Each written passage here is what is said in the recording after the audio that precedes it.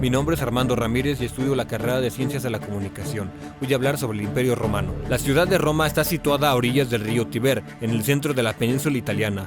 Es un lugar en la zona central de Mare Nostrum, llamada así por los romanos al mar Mediterráneo, con un relieve montañoso al norte y una cordillera central que le recorre de norte a sur.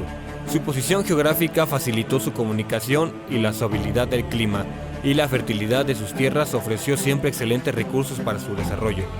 La evolución histórica de Roma.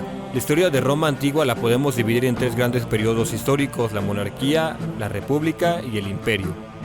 La monarquía se da en 753 a.C., que es la fundación de Roma. En 509 a.C. se establece la república. 264 a 241 a.C. surge la primera guerra púnica. 146 a.C., la destrucción de Cartago. 46 a 44 a.C.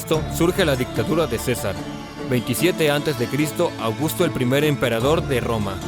117 con Trajano, el imperio es el más grande. 287 a 305, emperadores Diocleciano y Maximiliano. 395, Teodosio divide el imperio.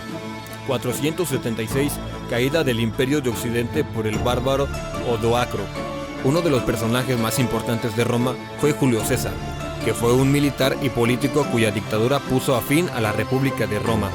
Procedente de una de las más antiguas familias del patriciado romano, los Julios, cayó Julio César fue educado esmeramente con maestros griegos. Julio César pasó una juventud disipada en la que empezó muy pronto a acercarse al partido político, al cual se le unía su relación familiar. Se ganó el apoyo de la plebe subvencionando fiestas y obras públicas y fue acrecentando su prestigio con diferentes cargos que ocupó. Entre tanto, César se había lanzado a la conquista del resto de las Galias, que no solo completó, sino que aseguró lanzando 2 expediciones a Britania y otras 2 a Germania, cruzando el Rin. Con ello, llegó a dominar un vasto territorio que aportaba a Roma una obra comparable a la de Pompeyo en Oriente. El prestigio y el poder alcanzados por César ocuparon a Pompeyo, eligió cónsulto único en Roma en medio de una situación de caos por las luchas entre mercenarios. Combinado por el Senado a licenciar sus tropas, César prefirió enfrentarse a Pompeyo, a quien el Senado había confiado la defensa de la República como última esperanza de salvaguardar el orden tradicional. En esta guerra civil, César sale como vencedor y acalló a los descontentos repartiendo dávidas y recompensas durante las celebraciones que organizó en Roma por la victoria. Una vez dueño de la situación, César acumuló cargos de honores que fortalecían su poder personal. Julio César murió asesinado en una conjura dirigida por Casio y Bruto, que le impidió completar sus reformas. No obstante, dejó terminadas algunas, como el cambio del calendario. Para hablar sobre el arte romano, se puede dividir de forma similar a la historia del imperio en 3 periodos: el periodo de la República, el periodo de Augusto y el periodo imperial.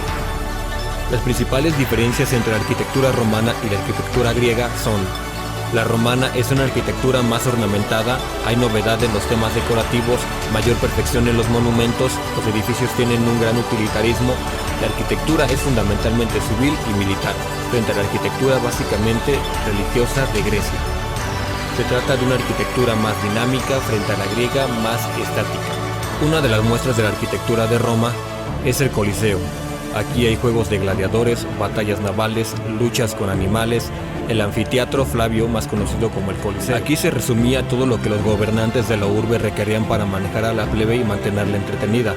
Hasta 50.000 espectadores podían participar de las sangrientas diversiones que con los emperadores cortejaban al pueblo. Son muchos los mitos en torno a la lucha de los gladiadores, por ejemplo el gesto del pulgar hacia abajo que determinaba la muerte de un vencido, o la fórmula con la que los prisioneros condenaban a luchar saludaban al emperador. La construcción del Coliseo empezó bajo el emperador Vespasiano, en torno al año 71 después de Cristo, en un espacio que había quedado liberado tras el incendio de un anfiteatro anterior levantado casi 100 años atrás. La inauguración, cuyos festejos se prolongaron durante 100 días, se produjo en el año 80 y ya bajo el reinado de su hijo Tito. Finalmente el emperador nominado culminó las obras en el 82, añadiendo último piso.